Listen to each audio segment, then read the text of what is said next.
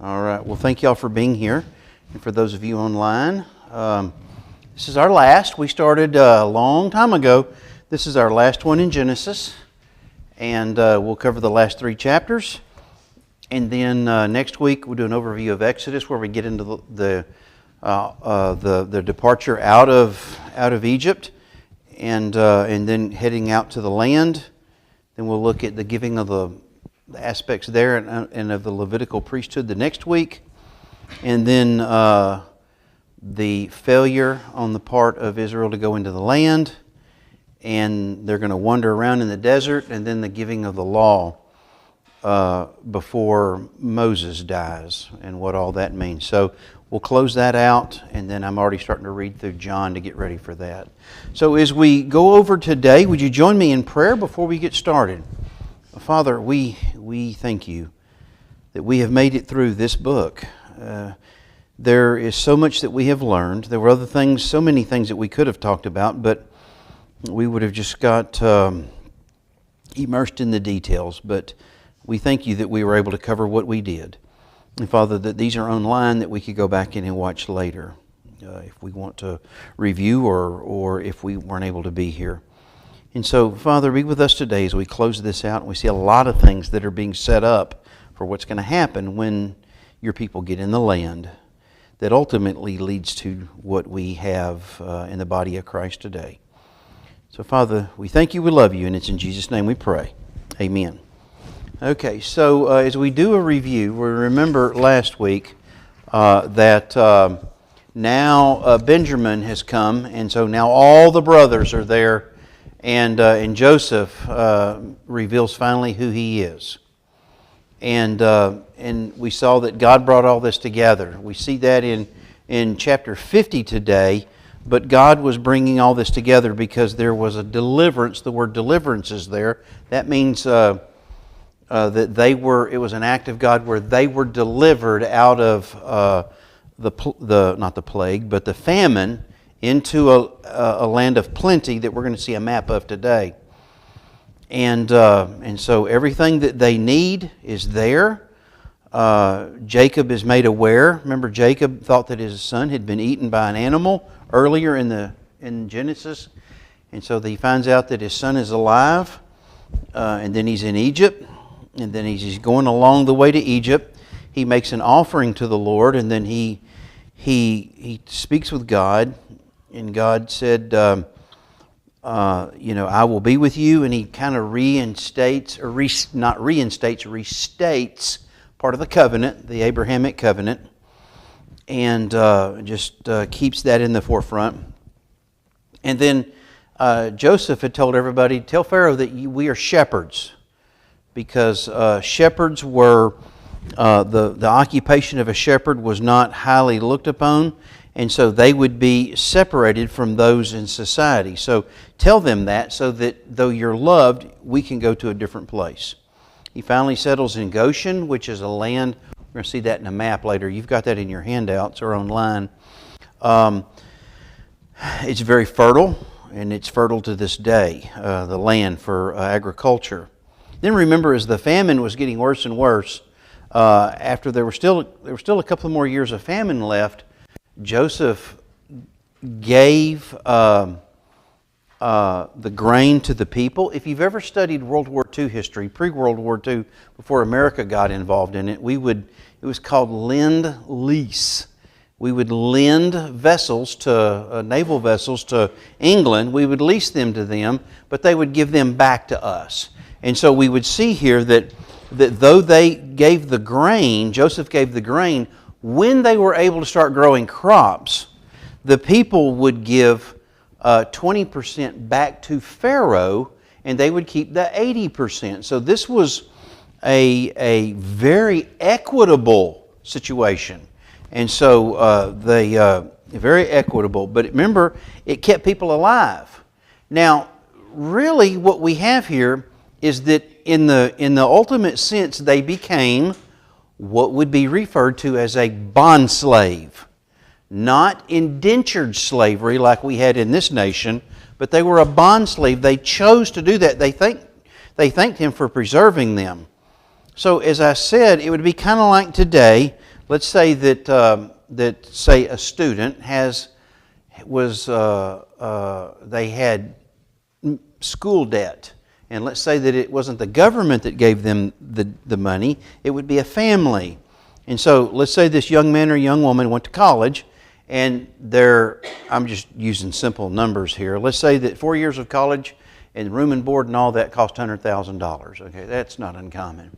So what would happen then is that individual would then live with that family that provided them that.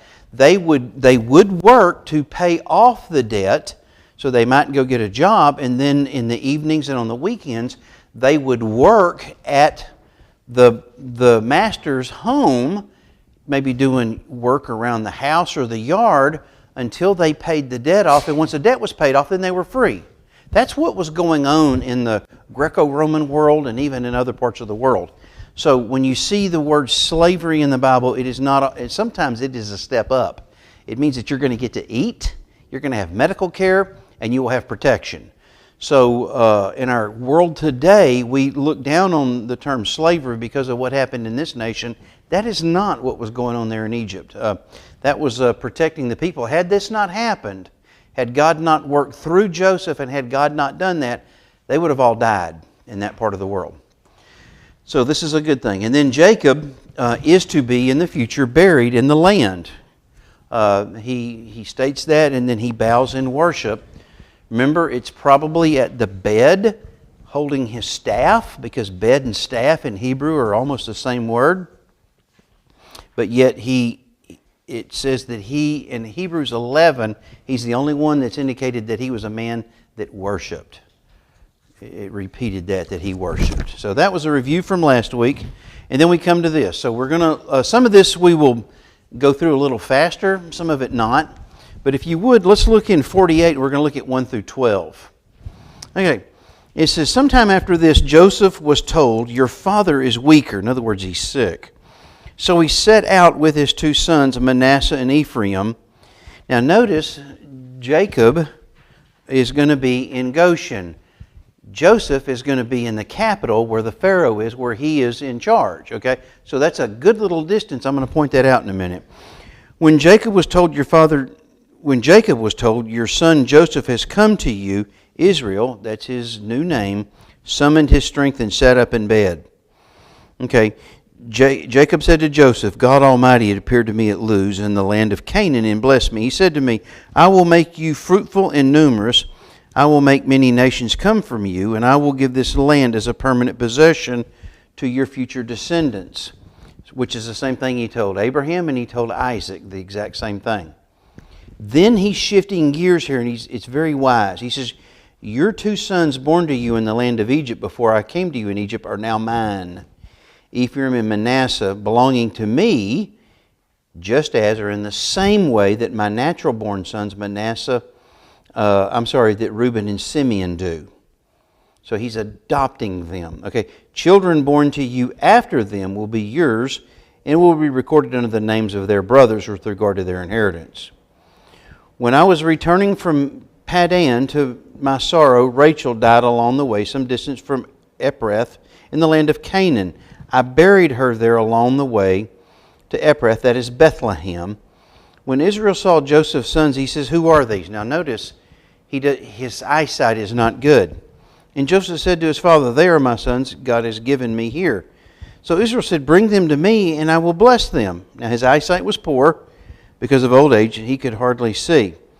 Joseph brought them to him, and that is Jacob, kissed and embraced them. Israel said to Joseph, I never expected to see your face again, but now God has even let me see your offspring.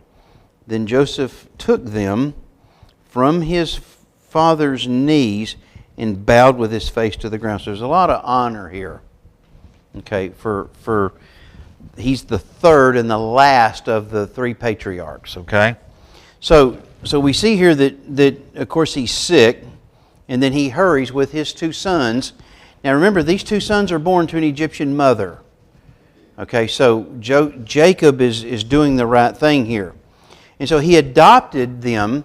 He adopted his two grandsons as his own. And so what this is doing is, is that was not uncommon in the land. And then also what he's doing there is that since Jacob is blessing the two sons, Joseph is getting a double portion of the blessing from him. He gets a blessing, but he's getting a much larger blessing than anybody except Judah, because Judah is in certainly a special category. He's in the lineage of Jesus. Okay?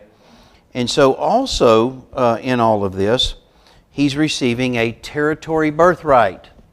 Okay, so he gets the two under him, Ephraim and Manasseh. And Manasseh is on both sides of the Jordan River. It's huge, okay?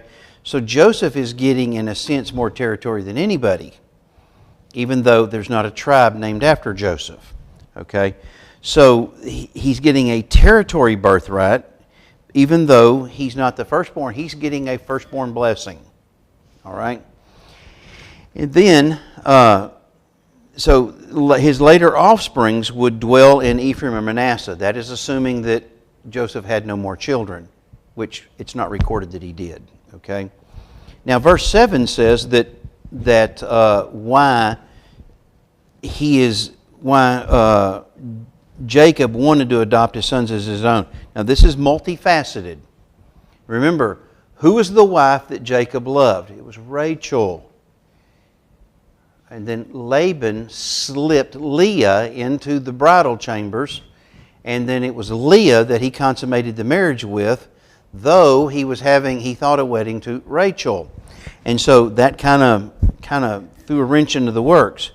But they're under Rachel's lineage. Joseph and Benjamin are under Rachel. That is the wife that he loved.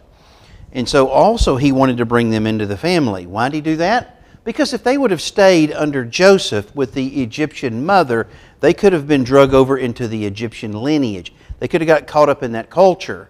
But now with Jacob adopting them, they are now going to be brought into the Israelite culture, okay, under Israel, that will ultimately, that'll be the nation. So he is very wise in this. Now obviously God is moving in here, so he's doing some very, very wonderful things. But his eyesight is bad. He can't recognize his two sons. Does that sound like something from Genesis 27? Isaac couldn't tell if it was Jacob or Esau. They were lying. I'm your son Esau. No, it's not. You're Jacob. And so we see these things repeating themselves. All right. But anyway, but now Joseph adopted his newly adopted sons before his natural sons, because he's actually blessing Joseph when he blesses Joseph's two sons. Okay, because there is no tribe of Joseph. So now normally the blessing would go to the firstborn, wouldn't it? He's treating Joseph as the firstborn, but he's bypassing Joseph. He will, get to Joseph, but he's blessing Joseph's sons. So they are being treated as the firstborn, and we see that one is actually going to be more prominent than the other. Okay? Now, so he's blessing them, and then of course he's not doing birth order with Ephraim and Manasseh. He crosses his hands there. Now, the blessing is a future blessing. It's not a blessing now. It's looking into the future. And what Jacob said, we can pretty much tell that a lot of that actually worked out. Now, it is possible, and I don't want to spend too much time on this, it is quite possible that some of his blessings that blessing won't be fully revealed until the millennial kingdom. Okay? So, but that's not anything I lose sleep over, okay? I'm not going to do that.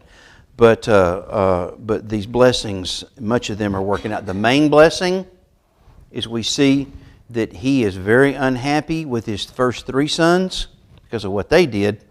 And then we see that he's happy with his fourth one because the fourth one, the scepter, in other words, that is the lineage to Jesus. And that worked out exactly like he said. So this is all setting up for what's going to happen in when they go into captivity and then they come out. and Jacob is setting this up. So it's easy, if we track this, if we follow this, not all the details, we see it being set up for the very first word in Exodus, which I'll cover next week. Some of your translations will say now. The word and in now are interchangeable. So as soon as Genesis is done, we stop recording the book of Genesis, the very first word picks right up as if they are just the next chapter in a book between Genesis and Exodus. Okay, so let's look here at now 13 to 22. Okay, and this will take a little bit of explaining here. So in 13 to the end of the chapter. Okay. Then Joseph took them both, that is Ephraim and Manasseh, his right hand, Ephraim, toward Israel's left. So I want to pause here for just a second. So let's say that Israel is my computer. He's bringing them like this. So you got to see it from how it's being explained. And all the translations explain it the same way. So if you're reading this and it seems confusing, even if you go to one of the very paraphrases, it records it the same way.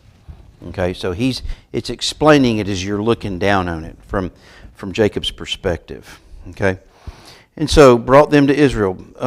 His right hand, with his right hand Ephraim toward Israel's left, and with his left hand Manasseh toward Israel's right, and brought them to Israel. But Israel stretched out his hand and put it on the head of Ephraim, the younger, and crossing his hand. So what he did is he did like this on them. Even though they were put to him in birth order, he reversed his hands. Okay, and crossed his hands and put his left hand on Manasseh's head. And then, although Manasseh was the firstborn, then he blessed Joseph and said, "The God before whom my father Abraham and Isaac walked, the God who had been my shepherd all my life to this day, the angel who has redeemed me from all harm, and he blessed these boys, and may they be called by my name and the names of my fathers Abraham and Isaac, be called." I want to repeat that there. It says, "And may they be called by my name." So in other words, they're going to be brought into that covenant lineage, is what this is saying. "And the names of my fathers, Abraham and Isaac, and may they grow to be numerous within the land." Now, all this is happening, and when Joseph saw his father had placed his right hand on Ephraim's head, he thought it was a mistake. He took his father's hand to move it to Ephraim's head, to Manasseh's head. This is not something that we do in the United States every day. We don't do these things, but this was a big deal back then. Joseph said to his father, "Not this way, my father. This one is firstborn. Put your right hand on his head." Now remember, Jacob, he can't make out their faces because he's blind almost. Okay?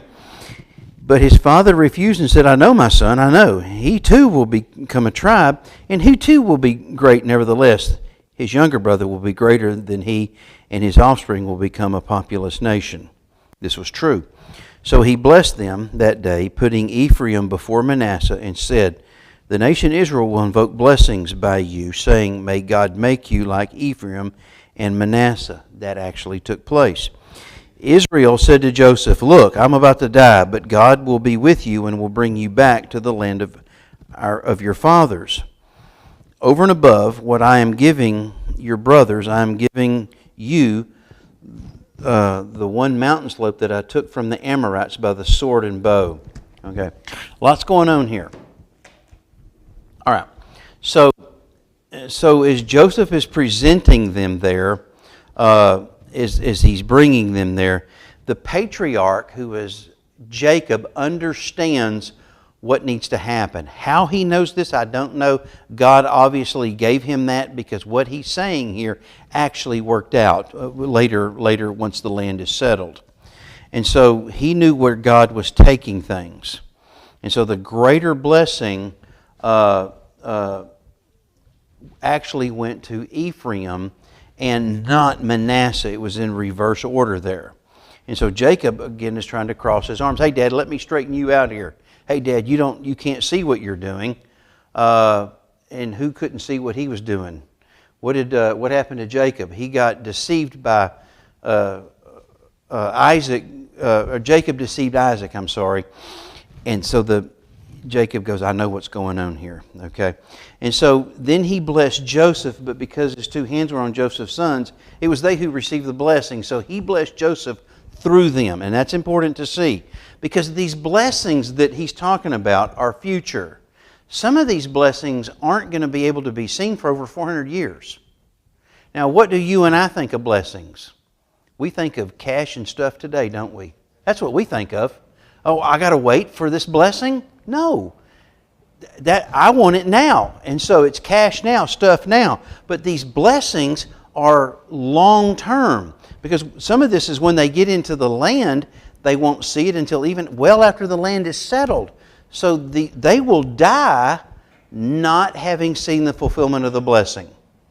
We see in Hebrews that these people that are named in the book of Hebrews chapter 11, they died not seeing the fulfillment of the blessing. And so this is what's happening in the Old Testament. But in America, I want it yesterday, I want it now, I deserve this. No, that's not what's going on here. This is a future blessing, and God is directing all of that. And so God directs Jacob's hands and the blessings that they're receiving. And so Jacob requests on behalf of Ephraim and Manasseh that they would be called by the names of Jacob, Abraham, and Isaac.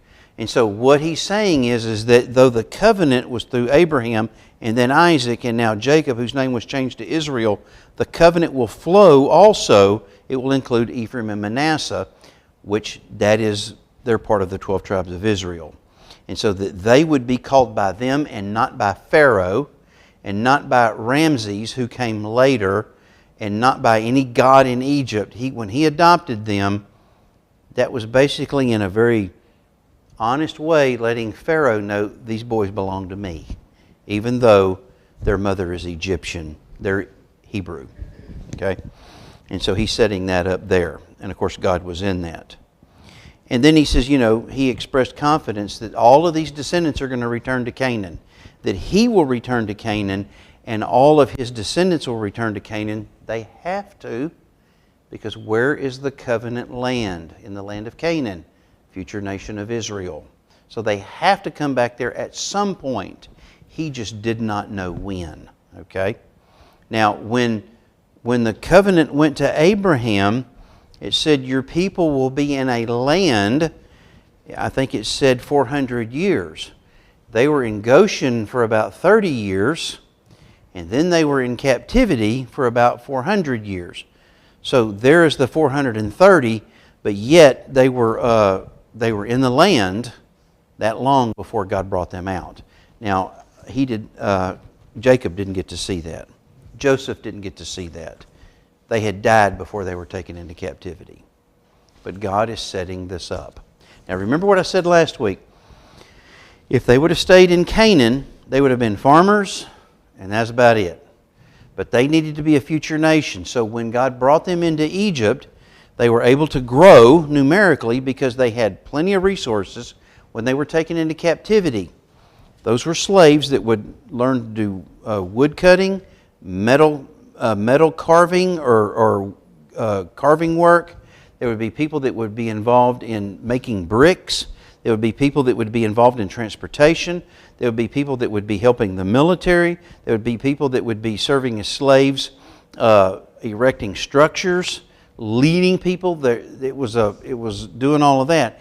So when they went into the land, as bad as it was being a slave, there was a multitude of people that knew how to do things. Now, when we get into the book of Numbers, they refuse to go into the land. You've got all this talent, all that talent dies in the wilderness because they refuse to go into the land. Everybody over 20 is going to die in the wilderness. So for 40 years, they're having funerals every day. You could surmise. But you learn skill sets when they were in Egypt. Excuse me. So it was not, even though it was horrible, there were skill sets that were learned there in Egypt. Okay, so let's look at Genesis 49, and we're going to look at the lineage or some of these sons of Jacob. All right, I'm going to read this, we're going to slowly walk through some of these, and I've got a map in a little bit that I'm going to show you. Let me skip ahead just a little bit. Okay, so this on the screen here is Egypt. The Upper Egypt would be here, and Lower Egypt would be there. Okay, now the reason that it's upper and lower, water flows downhill, and so though we think of upper is going to the north, and we think that south is down.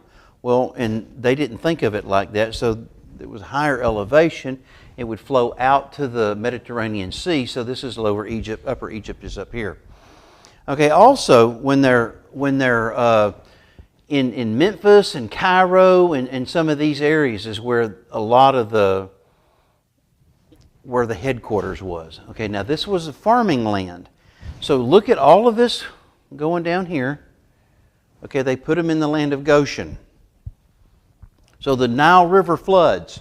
They're dependent on the Nile River flooding. When the Nile River floods, it brings silt in from Upper Egypt into Lower Egypt. There are a lot of minerals in that silt that they all collect as they're going down.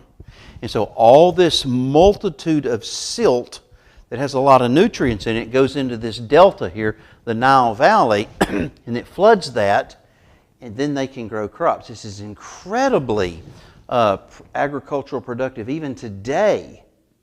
So God brought them out of a famine in Canaan and brought them to the land of Goshen right here by the Mediterranean Sea. Also, you're close to the sea. There's moisture that's going to come in. If you read Psalm 131, I think it is, it talks about the dew of Mount Hermon. There's moisture coming off the sea. It collects at the top of the mountain, and then it comes down as rain into Israel. And so this was given to God's people.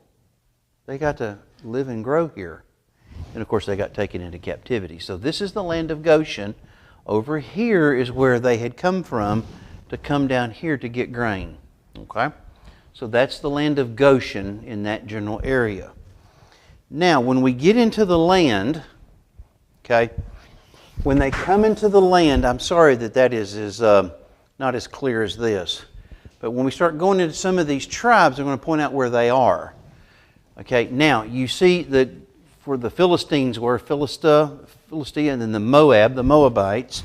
This is where Moses gives the final charge in Deuteronomy. It's given on the plains of Moab. So they come in from Egypt and coming down here, I'm sorry. And they come into the land. Now this is the land, but we would see later on when they're taking the land that some of the people want to stay over here. So that's why you call it the half tribe of Manasseh.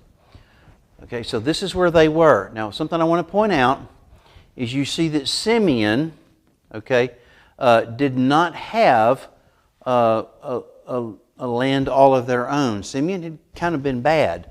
So their land was encased inside of Judah. Do you remember when I was telling you that when they went into captivity, the 10 tribes to the north dispersed and disappeared?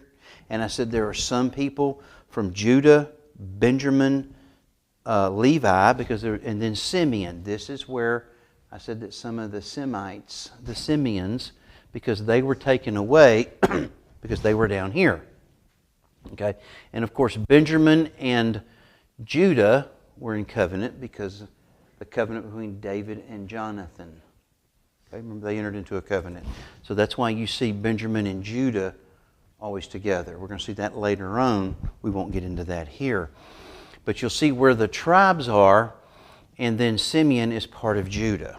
Okay, and that it more or less, they got absorbed into the tribe of Judah, and that's where they are. So you'll see over here that you'll see Simeon get kind of caught up in the area of Judah. Okay, so there's a lot there. Okay, and so there's a lot going on there. Now we didn't have that. You're still dealing with the Philistines out here. Okay, and you're going to deal with these around here. Okay, then the Dead Sea. Remember down in here, Sodom and Gomorrah in this area. This is where they were, and there was a lot of problems out there. Okay, and then your land, you're to the north. When they have the civil war, more or less, it goes up and then it stayed down here. That was taken sooner. This was taken latter. When they came back into the land, Ezra, Nehemiah, it's these folks because they were taken away later to a different people. Okay? So I just wanted you to see that though this is being set up, this sets us up for the New Testament in the time when Jesus came back. Okay? So this is, if we can understand some of that, it helps us understand some of the New Testament stuff. Okay, so let me read Genesis 49.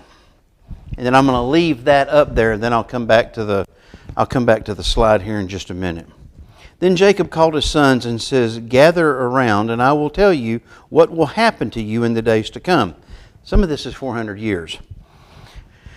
"Come together and listen, sons of Jacob, and listen to your father. Reuben, you are my firstborn, my strength, and my firstfruits of my virility, excelling in prominence, excelling in power. Turbulent as water, you will not excel, because you go into your father's bed and defile it."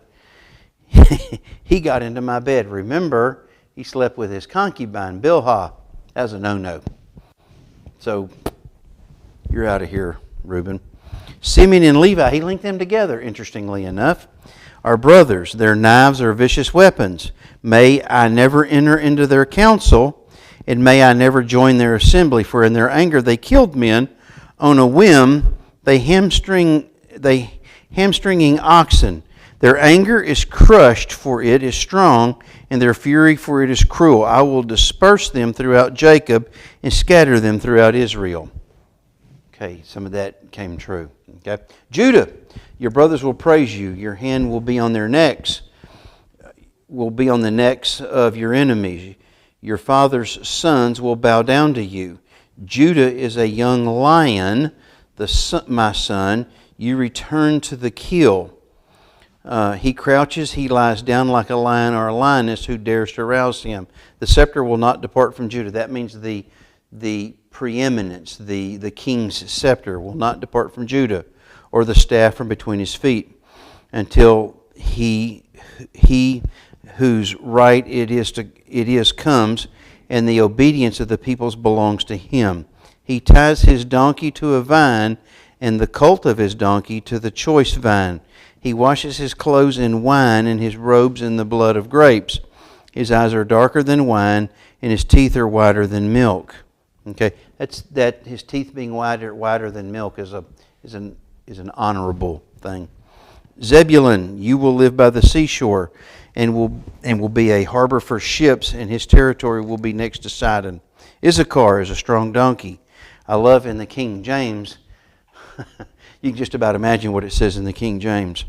"Lying down between the saddlebags, he saw that his resting place was good, and that the land was pleasant. So he leaned his shoulder to bear a load and become a forced labor. Dan will judge his people as one of the tribes of Israel. Dan will be a snake by the road, a viper beside the path that bites the horse's heel so that its rider falls backwards. I wait for your salvation, Lord. Gad will be attacked by raiders, but he will attack their heels. Asher's food will be rich and will produce royal delicacies. Naphtali is a doe set free that bears twin fawns. Joseph is a fruit vine, a fruitful vine besides a spring. Its branches climb over the wall. The archers attack him, shoot at him, and were hostile towards him. Yet his bow remained steady. His strong arms were made agile by the hands of the mighty one of Jacob, by the name, the shepherd, the rock of Israel. Okay, by the God of, let me make sure, 24, yeah. Okay, by the God of your father who helps you, and by the Almighty who blesses you with blessings of the heavens above, blessings of the deep that lies below, and blessings of the breast and the womb. It means they'll be fruitful. And blessings of your father excel the blessings of my ancestors in the bounty of the ancient hills. May they rest on the head of Joseph, on the brow of the prince of his brothers. Benjamin, all that he said about Joseph, Benjamin is a wolf. He tears his prey. In the morning he devours his prey, and in the evening he divides the plunder. These are the tribes of Israel, 12 in all. And this is what their father said to them. He blessed them, and he blesses each one with a suitable blessing. Then we get into the burial. When he commanded them, I am about to go gather to my people. Bury me with my fathers in the cave, the field of Ephraim in the Hittite, the cave in the field of that guy, in Mamre, in the land of Canaan. This is the field Abraham purchased from Ephron the Hittite as burial property. Abraham and his wife Sarah are buried there. Isaac and his wife Rebekah are buried there, and I buried Leah there. The field and the cave in it were purchased from the Hittites. When Jacob had finished giving charges to his sons, he drew his feet into the bed, took his last breath, and was gathered to his people. Okay, what is going on here? Okay, so we've got a lot of there. Okay, so Reuben is the firstborn. Remember, he slept with Bilhah. You can't do that.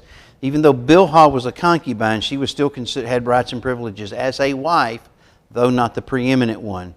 And so, since he did that, he lost out. Remember, Simeon and Levi went into Shechem, and because the king's son had defiled Dinah, their sister, and so they wanted to enter into a covenant and intermarry, which they weren't supposed to do. So Simeon and Levi said, well, if you will become circumcised, then we can do this.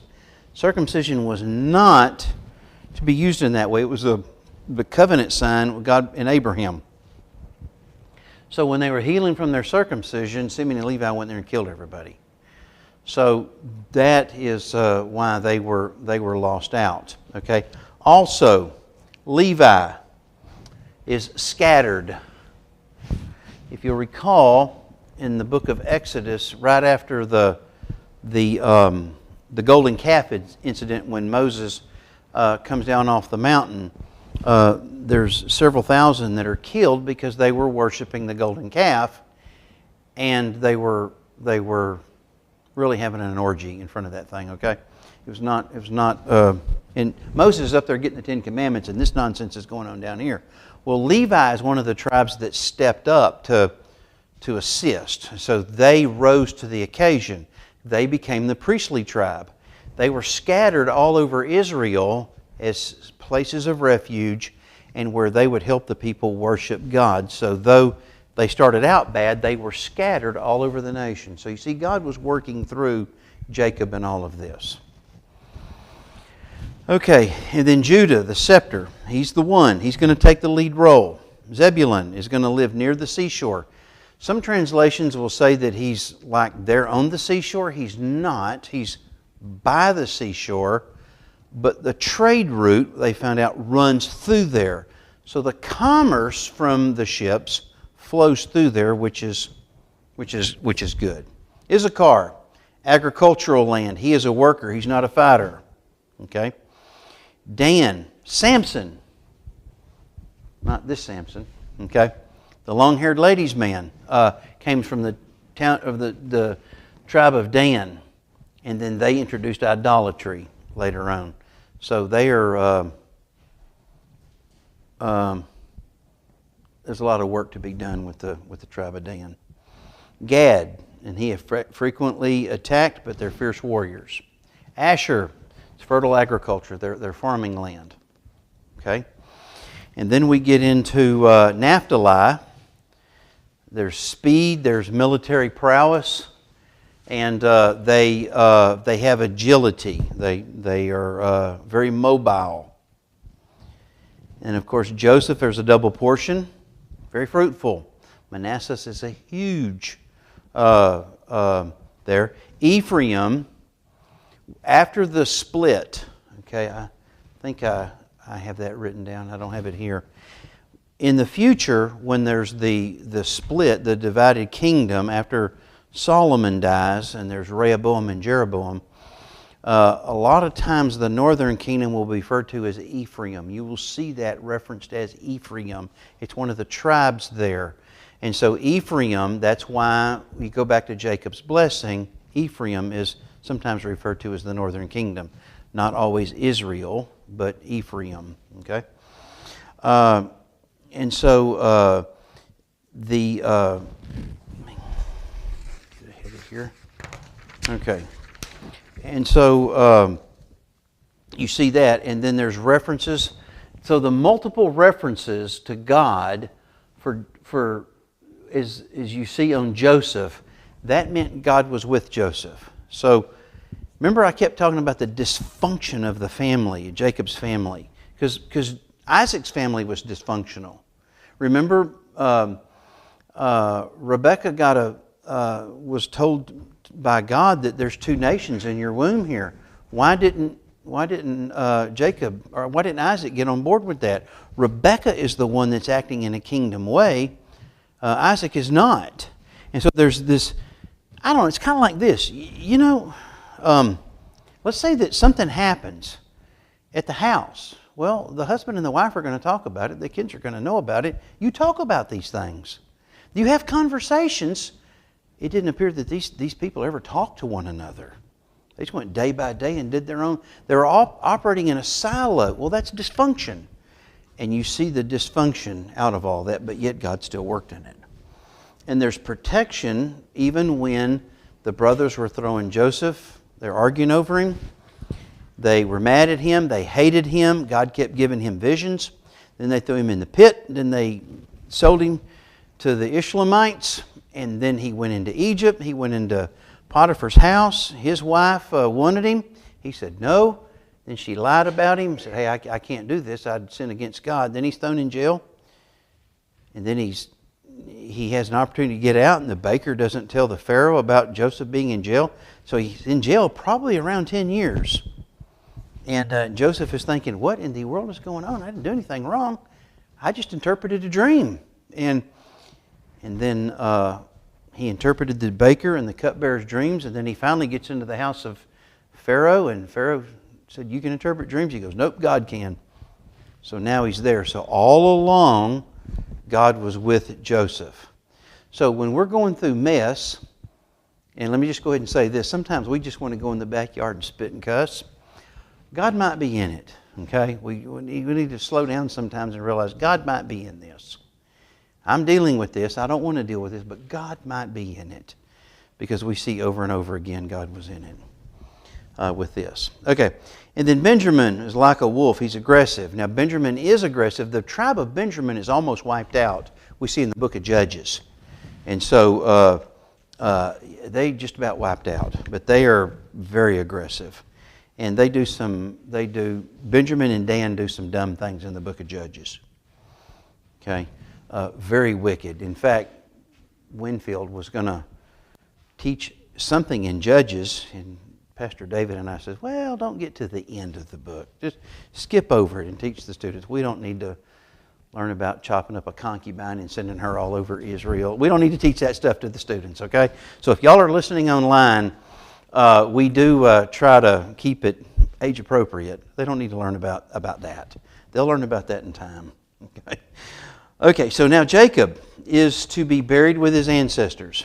Okay, so he's going to be buried there. Remember, the first one to go into the burial place was Sarah, then Abraham, Isaac, Rebekah, then Leah, then Jacob. Okay, I think I got that in the right order.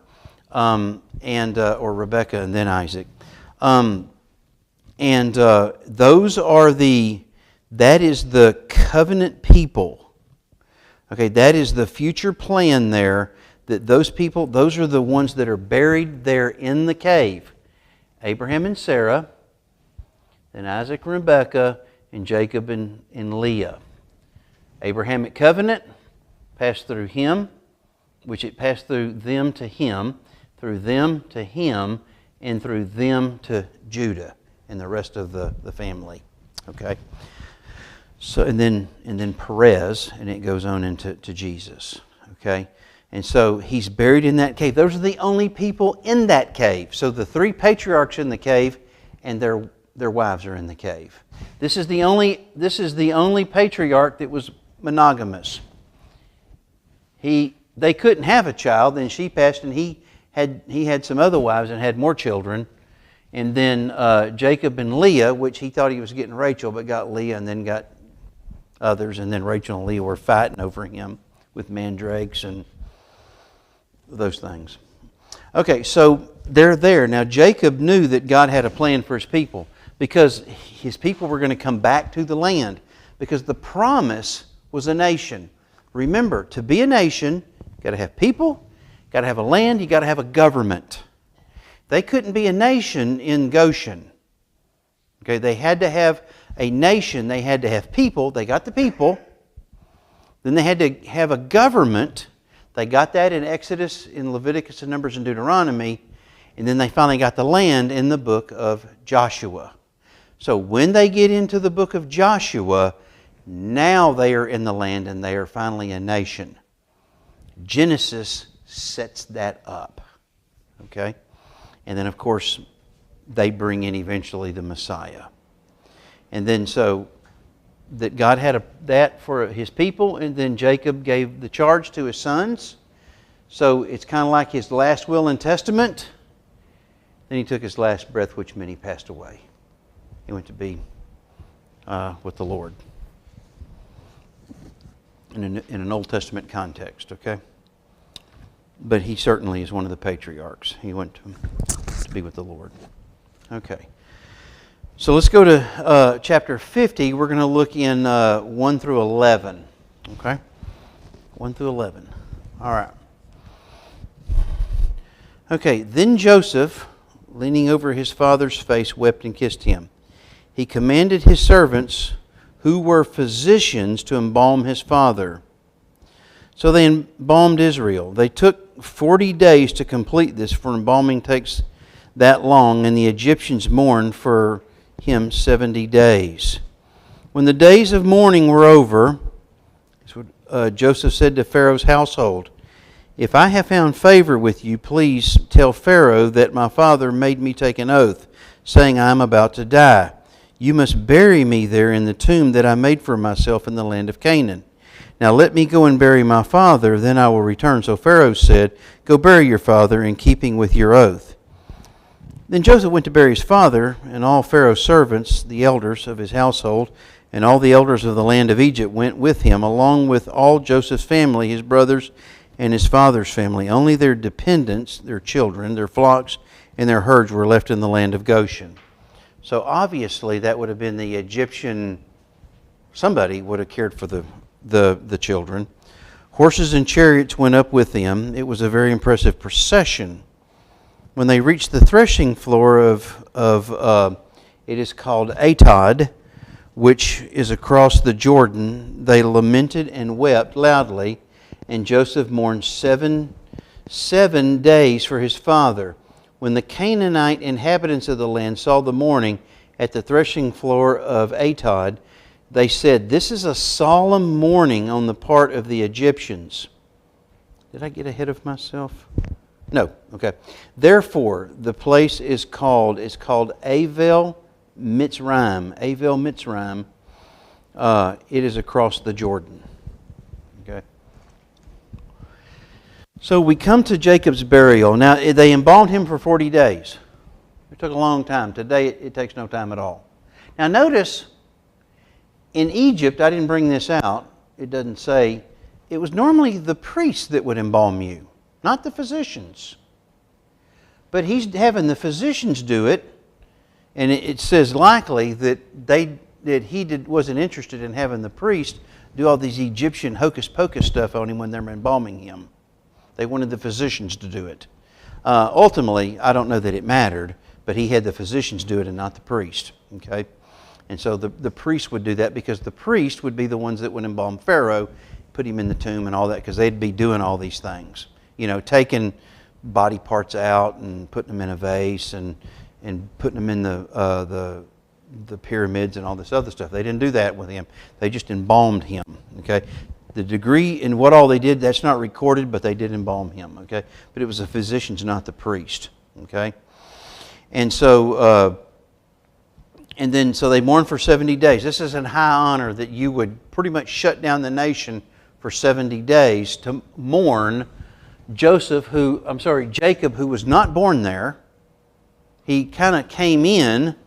He's the father of Joseph.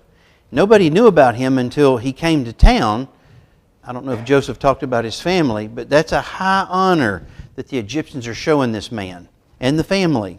Okay? And so now Joseph asked to bury. Now after this, because the custom was that when the mourning was going on, you didn't go to Pharaoh or the officials and talk about the burial. You talked about it after the mourning was over. That was the custom, that according to history. So he now asked to bury Jacob in Canaan. But notice that he asks, and he doesn't go directly to Pharaoh. He goes to the household of Pharaoh. So it looks like Joseph is showing some, how should I say, he's still in mourning. He's not walking into Pharaoh's desk and sit down and says, hey man, can I go take my dad back to Canaan? It looks like it's very diplomatic there, very honoring. Okay? And then Pharaoh agrees. Now, this is a huge procession that's going out. Okay? That is a very huge procession. All these people, the military, and all these people are going there to bury this man that is not Egyptian. So the nation, a pagan nation, is honoring a patriarch of God. How about that? And so it shows respect for the family of Jacob, Joseph's father, and Joseph and the rest of the family. Okay, so this is a big deal. Now we get there 7 more days. We're not done mourning yet. So they mourn for 70 days. Then they travel a while. Then they got to mourn for 7 more days. Can they just stick the guy in the cave? I mean, this is like taking forever. Okay, you know, sometimes now think about this. So if we were to work on a quarter system around here, in other words, that there's 3 months to a quarter in the year. And so they're lamenting for 70 days. That's over 2 months. That's 2 months and 10 days. They got to travel a long time. Then they got to mourn for 7 more days. Then they bury him. They got to get all the way back. This is a third of the year process for just this guy here. This is huge for him. This is a big thing. You know, when we did my mother's funeral, we did the viewing on a Friday, and we had a 35, 40-minute service on Saturday. That's about it. Okay, it's very quick here. That was not the case. Okay, not the case at all. And it's very powerful mourning. They were lamenting. They were crying out. And so on the threshing floor, there's a lot that goes on the threshing floor. They have parties on the threshing floor. Ruth goes to Boaz at the threshing floor. There's nothing inappropriate that took place there.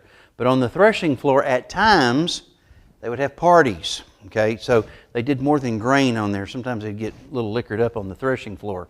But here, they're on the threshing floor, and this is going to be on a hill where the wind will blow. And what you'll do is you'll beat the grain onto the rock, and you'll throw it in the air, and then the chaff will blow in, the grain will fall down, and that's how they get rid of the chaff. So it's kind of like panning for gold. You dig it down and you're panning, the gold will stay in the bottom of the pan, the silt will go away. That's kind of what they're doing. And so this is getting the attention of all the inhabitants. It's a very, very public event, and so they see that there, and then they named it because of the lament there. A lot going on there. But we're not done yet. Joseph's brothers are not done yet. They're still trying to manage appearances and opinions. They're trying to control outcomes.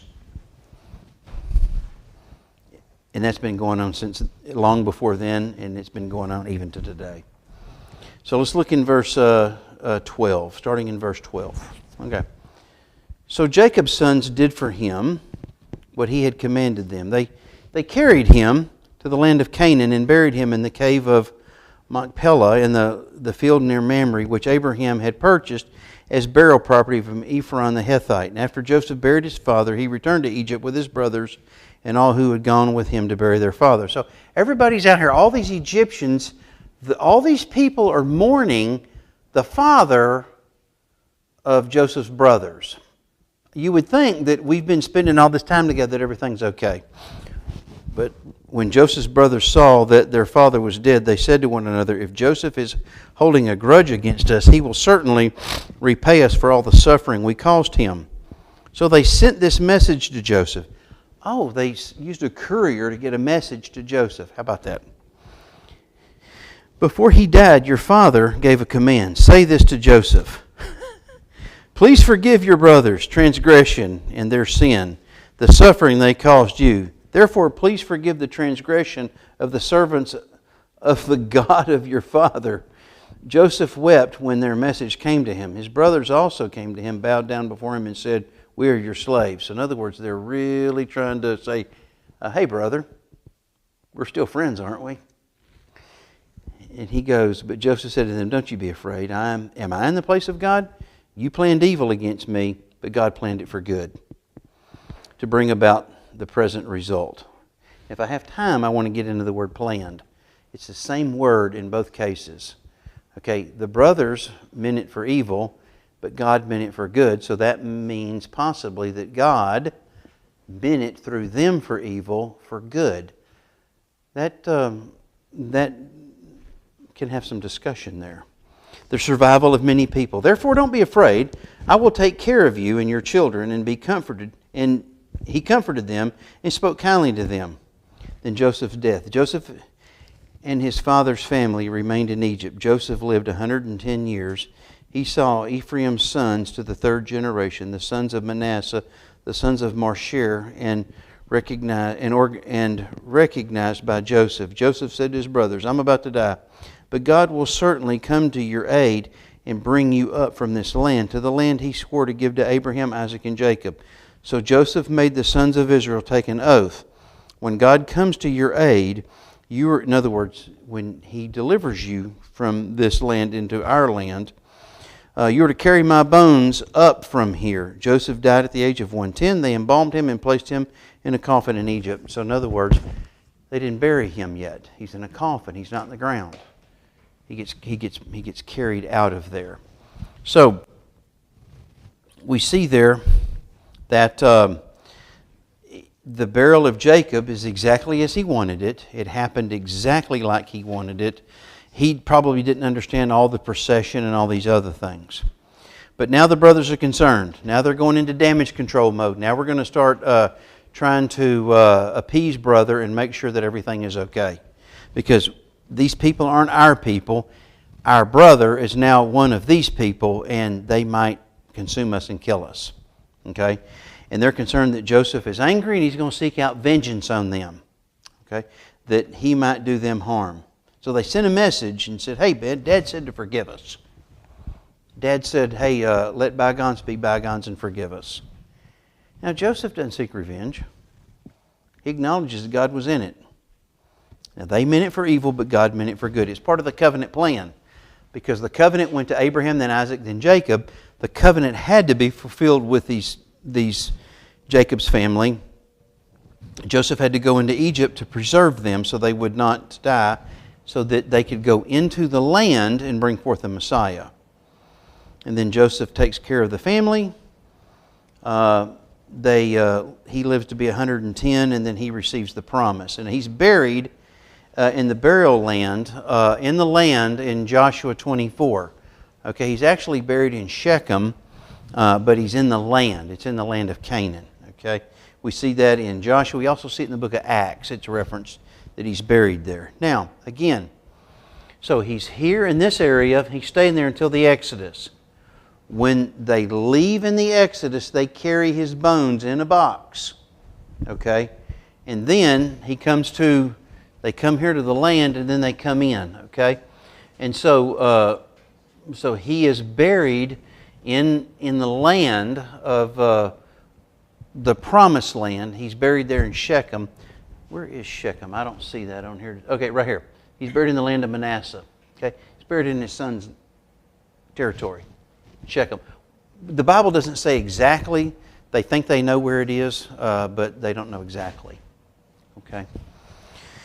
And so Joseph forgives them, because if it hadn't have happened, they wouldn't be here. So God superintended everything, even with that dysfunctional family. Okay? So on this here, even today, back then, this land right here sustained the growth of Egypt. Because this is all arid. I don't know if you've ever been out in here. It's not even like Arizona where you got cactus. There's nothing out here. When I was in the Middle East, we would fly over parts of Saudi Arabia. There is nothing out there. The Bedouin have tents. They have to bring water with them or they will die. They have yak out there that they herd. There's no grass for their yak to eat. I don't know how they do that, but they're Bedouins. And the people that live out in here, in Saudi Arabia, after the first Gulf War, they wanted to try to provide some places for these Bedouins to live. So they built a compound so they could be together. They didn't want it. And so that's where, when I went over to Saudi Arabia for about a week, I stayed in what was built for the Bedouins. They didn't want it. It had everything you needed. They didn't want any part of it. They wanted to live out in a tent in the arid region. So that's people that live out here, that's where they want. But there's nothing out here. Okay? So if you're going to grow your nation, you have to have this. And so that sustained the growth of the nation, and it sustains the nation today because there is so much richness even in the Nile when it floods. Okay? And then so they came into the land, and then they dispersed the land, and then they asked, before they went into the land, to stay over here, if they would promise to fight for Israel. So again, all that's setting it up for what is going to come in when the Messiah comes and they're back in the land. Okay. All right. So as we walk through some of this, I want to cover a couple of things. So of course Jacob's getting older. He adopts his grandsons. There's a reason for that. And then Joseph, of course, is getting a double portion, but he doesn't get land after his name. The land is allotted to his two sons, but he receives a double portion. Ephraim being more. Let me go back here. Ephraim. Okay, you see Ephraim right here. This is where the dividing line just about happened. So as you're coming from here to here, you're passing through the territory of Ephraim to get to the northern territory. So that's why sometimes the northern kingdom is referenced as Ephraim. Okay. Okay, and they would be part of the covenant. Then Jacob's buried in the land of Canaan. And then Jacob speaks over all his sons that he would be there. He speaks over them. The main one is the scepter is going to be with Judah. Jesus is the line of the tribe of Judah. Okay, the scepter is with Judah. So now what you're going to start to see is when you get into the book of Joshua, Judah starts out, okay, doing good. But about 2 chapters into Judges, it begins to break down a little bit. But you're beginning to see, then you see in the Judges, you see the cycle, okay, but you don't see anything going through the lineage. Well, the lineage is really picked back up in the book of Ruth. You see the lineage picked back up in Ruth. Ruth is a Moabite. She eventually marries Boaz. Boaz is of the tribe of Judah. Okay? And then you see at the very end that it references King David. Well, in the time of Ruth, King David wasn't alive. So we believe that it was somebody later that wrote it. But you see the lineage picked back up. And then when they get into the land, the first king is Saul. Okay, he's the tribe of Benjamin. And then it's Judah. They're on out until there's a civil war. And then the kings of the south are always a descendant of Judah. The kings of the north are whoever won the lottery that week gets to be the king. And they're very, very wicked. All the kings of the north are wicked. There's one that's only 75% wicked, 25% good. In the south, there are some that are good and some that are bad. But when you get into the book of Kings, King fill in the blank did evil in the sight of the Lord. King fill in the blank did evil in the sight of the Lord. Over and over and over. Okay? So that's where the Messiah came from, out of all of that. Okay, and then Jacob speaks over his sons. in Judah. He's died, buried, and then Joseph reassures his brother, and then we see here that Joseph dies, and we see that later that he's actually buried in Shechem. I said in the land Canaan, but it's the town there is Shechem. Okay, so let's go back and look at in Genesis that they meant it for evil, but God meant it for good. Here's why Winfield and I were talking. He brought that up, and he had heard something the other day. And we were just discussing how we were not arguing, we were not splitting hairs over what the Bible says. We were having a conversation on how to share this, say with perhaps an atheistic college student, was what the discussion was. And so they meant it for evil, God meant it for good. But yet God meant it for good, working through their evil actions. And so when you're coming up to a young person today, Gen Z or whatever, whatever's the latest that's up for grabs, they're going to be driven by a prosperity gospel or a progressive gospel that it has a 21st century lens of social justice is driving it, okay? So when they look at this, they have a hard time with it.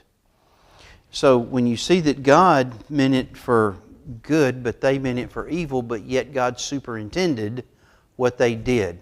Now, how do I explain all that? I don't have the answer for that, and here's what we tell people. And said, well, God superintends everything, and God gave you a free will. And so has God worked through your free will? Has God worked through others' free will? And, depending on what they say. How can I explain that? I can't. God is sovereign and man is responsible. But yet when I see that God worked through such a dysfunctional lineage, some of that is to give all of us a hope. Because as I shared with y'all, my father was very mean to me. He ridiculed me, and we didn't really have a relationship. And so, but finally, 3 weeks before he passed, I was able to lead him to the Lord. So that was just very hard, and it was very tough on me that afternoon when I led him to the Lord. And then all those years came together. I don't know why God worked it the way that He did, but in the 11th hour, it was 4th and goal, and the clock was running out. My father accepted Jesus, and I don't question that. And then I led my mother to the Lord in 2000, and she had to endure 25 years of my dad being the way that he was even before. I don't understand all that, but I do understand that my mother went to church and would read her Bible. Perhaps God used that when my father was in the hospital and he realized that his time was coming nigh. I don't know. In the words of the late Vance Havner, I'm not a reconciler of God. I don't know how to reconcile that. I don't have to. I know that God is sovereign. We're responsible. I can't be responsible for what they did. I can be responsible for what I do. So when you have discussions with people, you don't have to give all the answer. Just share what you know. Share it with love. And they may not accept it, but I'll tell you this. If you treat somebody, let's say they're pushing back on you, and you treat them with love and respect, they're not going to forget how you treated them. They might not remember everything you said, but they will remember how you treat them. The children today, they're not going to remember everything that Pastor David's teaching them today. They'll forget it in 3 or 4 weeks. But they will remember how Pastor David and those volunteers loved on those children, and that's what they're going to remember. So when we come to a difficult text, God hasn't called you to know His mind, but He's told you, He's commanded us to treat them with love. So I'll leave it with that. And in the words of Forrest Gump, that's all I got to say about that. No, that's not a biblical movie, but that's a wonderful phrase. So in all of Genesis, does anybody have any questions? We got a couple of more minutes left, then we'll go into Exodus. There's a lot there, isn't there? I learned so much. On that map of the distribution, where is Nazareth? Okay, yeah, Nazareth. Okay, that it is in. It is going to be I think Nazareth is, Jesus of Nazareth is going to be somewhere in this area right here. I don't think it's, I can't remember. Sea of Galilee is up at the top. Yeah, the Sea of Galilee is right up here. Yeah, than the Dead Sea. So when he left, but he went into Galilee. After he went to Egypt, he came back to Galilee. So that's why he was there. But I think it's in the Bethel. Wait a minute. I think it's here. I think it's in the Palestinian-controlled area. I was just wondering where Nazareth would be in the future of that map right now. Yeah, that's good. I don't know. Yeah, I'm not sure. That's a very good question. What I'll do is I will research that, because the other day she asked me a very good question, and I researched it and I replied back. I'll cover that next week. Okay. It was a very good question, one I'd never thought of before. But I thought I had an answer, and I researched it, and I was correct. I just never thought of it. So Nazareth. Where's Nazareth? I'll pull that up. Also, you're bringing up the diversity of the slaves in Egypt and where they were. That helps with, there's a lot of Egyptologists who argue that the Canaan lands and Joseph's people and whoever else were never there because they can't find remains, records, and things. Yeah. Aside from the Okay. obvious that you're not going to record your great failure in monuments. That is correct. So Also, if you diversify the slaves, they're not going to be all there hauling. not all of them. No. They're going to be all in your entire society. You bet. Yeah. So to that, when I studied that in my graduate studies, Egypt was very good about recording things that were favorable to them. And so, yes, so there are extra sources outside of Egypt that has been discovered, that multiple sources that depict something that happened where Egypt did not prevail in battle. They actually lost a battle, maybe not the full war or whatever, but Egypt never recorded it. And so that was, it was a couple of things. I don't remember what they were. This was years ago that I studied that. But they did not record their failures at all. They only recorded their successes. And so the God putting the plagues upon them would certainly be not successes for Egypt. They would be failures on Egypt, and so they wouldn't record it. Now, I haven't gone deep into that. I haven't gone deep into why we don't see bones out here in the desert. I don't know. I haven't researched that. You know, people, now their clothes didn't wear out, so we're not going to see a lot of clothes out there. They were eating quail and manna, okay? They weren't barbecuing cows and things like that. They ate every day manna that went away, and you ate it, and then quail. And then the quail were gone the next day. There's not a lot of archaeological evidence. Would they have taken the bones of their dead into Canaan with them, just like they were bringing Joseph? It's possible. It doesn't say. They may have, but there were, everybody that was 20 and older died. So they'd have been carrying a lot of boxes. Okay, that'd have been a lot of bones. I don't know. That's a lot of bones. Now, in that land, they would have dried up quickly because it's so arid. That's interesting, but I've never seen any writing on that. I've just heard people say they were having lots of funerals. Everybody 20 and older had to die before they could go into the land, except for Joshua and Caleb. They were older than 20, but they wanted to go in the land. And so,